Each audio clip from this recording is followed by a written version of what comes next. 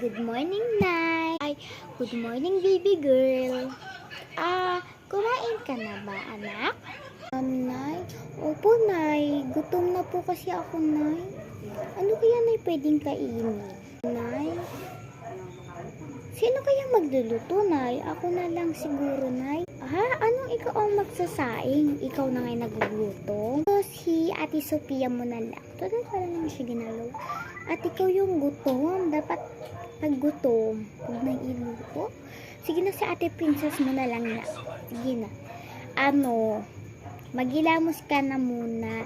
At mamaya ka muna pala mag-toothbrush, okay?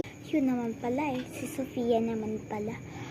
Sige po, Nay. Maghihilamos na po ako.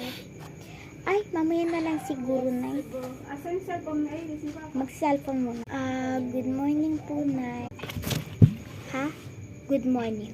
Wala good morning sa akin, Hindi maganda good morning ko sa'yo. At saka nga pala, nagugutom na pala yung kapatid mong si Princess.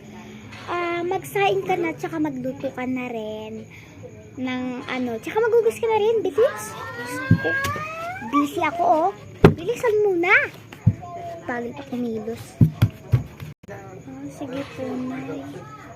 Ano ba yan? Ako na lang lagi nagluluto. Yan mo na. Ako naman na rin panganay na kayo luto. Kayo naman naluto. Ay, magugas pa pala akong plato. Ayun. Hugas na akong pinggan. Saka na ko ng mapichel na hugas. Tapos sinain ko pala doon. Buti nakaabot pala sa sinain ko. Buti naman, luto ko ko lang talaga ito naabutan. Yari na naman ako kay nanay. Yari na lang, luto na yung ulam. Sakto, gutom na naman ako.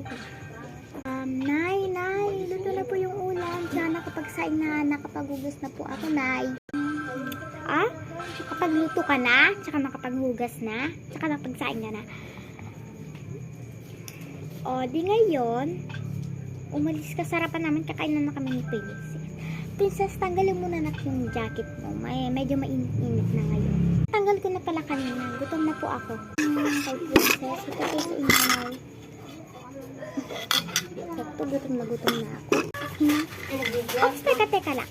Ba't may pinggan ka? Hindi ka kakain? Hindi mo ba narinig? Kanilang dalawa ni Princess ang kakain. Diyos ko. Yung kainin mo na lang